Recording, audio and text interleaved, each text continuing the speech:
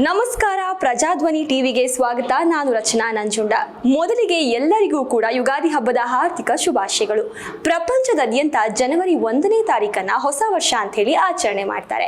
ಆದರೆ ಹಿಂದೂ ಕ್ಯಾಲೆಂಡರ್ ಪ್ರಕಾರ ಅಥವಾ ಹಿಂದೂ ಪಂಚಾಂಗದ ಪ್ರಕಾರ ಯುಗಾದಿ ಹಬ್ಬವನ್ನ ನಾವು ಹೊಸ ವರ್ಷದ ರೀತಿ ಆಚರಣೆ ಮಾಡ್ತೀವಿ. ಯುಗಾದಿ ಹಬ್ಬವನ್ನ ನಾವು ಯಾಕಾಗಿ ಹೊಸ ವರ್ಷದ ರೀತಿ ಆಚರಣೆ ಮಾಡ್ತೀವಿ, ಇದರ ಇತಿಹಾಸವೇನು, ಇದರ ಮಹತ್ವವೇನು ಹಾಗೂ ಯುಗಾದಿ ಹಬ್ಬವನ್ನ ಯಾವ ರೀತಿಯಾಗಿ ಆಚರಣೆ ಮಾಡಬೇಕು ಅಂತ ನಾವು ನಿಮಗೆ ತಿಳಿಸ್ಕೊಡ್ತೀವಿ.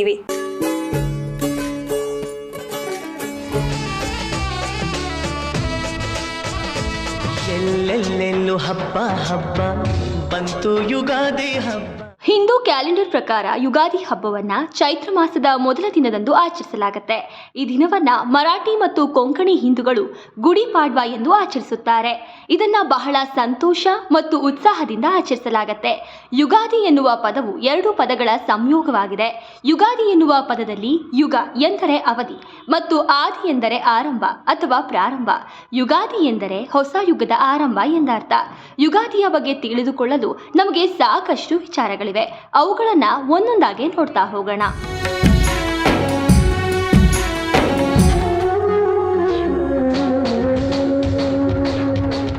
ಯುಗಾದಿಯ ಇತಿಹಾಸ.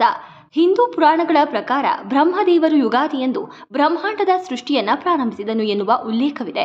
ದುರ್ಗಾದೇವಿಯ 9 ರೂಪಗಳನ್ನು ಆಚರಿಸುವ 9 ದಿನಗಳ ಉತ್ಸವದ ಮೊದಲ ದಿನ ಚೈತ್ರ ನವರಾತ್ರಿಯು ಈ ದಿನದಿಂದ ಪ್ರಾರಂಭವಾಗುತ್ತದೆ. ಭಗವಾನ್ ಬ್ರಹ್ಮನಿಂದ ಮಾನವ ಕುಲದ ಸೃಷ್ಟಿಯ ಪ್ರಾರಂಭವನ್ನ ಗುರುತಿಸಲು ಯುಗಾದಿ ಎಂದು ಈ ದಿನವನ್ನ ಆಚರಿಸಲಾಗುತ್ತೆ. 12ನೇ ಶತಮಾನದಲ್ಲಿ ಭಾರತೀಯ ಗಣಿತಜ್ಞ ಭಾಸ್ಕರಾಚಾರ್ಯರು ಯುಗಾದಿಯನ್ನ ಹೊಸ ವರ್ಷದ ಆರಂಭ, ಹೊಸ ತಿಂಗಳು ಮತ್ತು ಹೊಸ ದಿನ ಎಂದು ಉಲ್ಲೇಖಿಸಿದ್ದಾರೆ. ಯುಗಾದಿಯ ಮಹತ್ವ. ಯುಗಾದಿ ಎಂದರೆ ವರ್ಷದ ಆರಂಭ. ಯುಗ ಎಂದರೆ ಅವಧಿ ಮತ್ತು ಆದಿ ಎಂದರೆ ಯಾವುದೋ ಒಂದು ಆರಂಭ. ಯುಗಾದಿಯು ಬ್ರಹ್ಮಾಂಡವನ್ನ ಸೃಷ್ಟಿಸುವ ಭಗವಾನ್ ಬ್ರಹ್ಮನ ಶ್ರಮವನ್ನ ಸೂಚಿಸುತ್ತದೆ. ಇದು ಚಳಿಗಾಲದ ಕಠೋರವಾದ ಚಳಿಯ ನಂತರ ವಸಂತ ಕಾಲದ ಆರಂಭ ಮತ್ತು ಸೌಮ್ಯವಾದ ಹವಾಮಾನವನ್ನ ಸೂಚಿಸುವ ಹಬ್ಬವಾಗಿದೆ.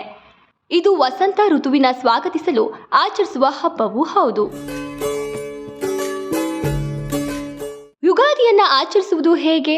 ಯುಗಾದಿ ಹಬ್ಬವನ್ನು ಆಚರಿಸುವ 1 ವಾರದ ಮುನ್ನವೇ ಯುಗಾದಿ ಆಚರಣೆಗೆ ಸಿದ್ಧತೆಗಳು ಆರಂಭವಾಗುತ್ತವೆ.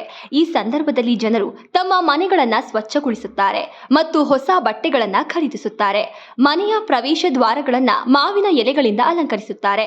ಹಬ್ಬದ ದಿನದಂದು ಜನರು ತಮ್ಮ ಮನೆಯ ಸುತ್ತಲಿನ ಸ್ಥಳಗಳನ್ನು ಹಸುವಿನ ಸಗಣಿ, ನೀರನ್ನ ಸಿಂಪಡಿಸಿ ಸ್ವಚ್ಛಗೊಳಿಸಿದ್ರೆ, ಇನ್ನು ಕೆಲವರು ಹಸುವಿನ ಸಗಣಿಯನ್ನ ಹಾಕಿ ಮನೆಯಂಗಳವನ್ನ ಸ್ವಚ್ಛಗೊಳಿಸುತ್ತಾರೆ.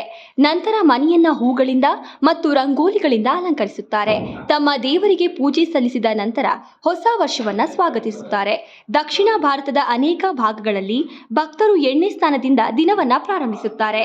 ಸಂಬಂಧಿಕರು ಒಟ್ಟಿಗೆ ಸೇರಿ ಈ ದಿನವನ್ನ ಸಂಭ್ರಮಿಸುತ್ತಾರೆ.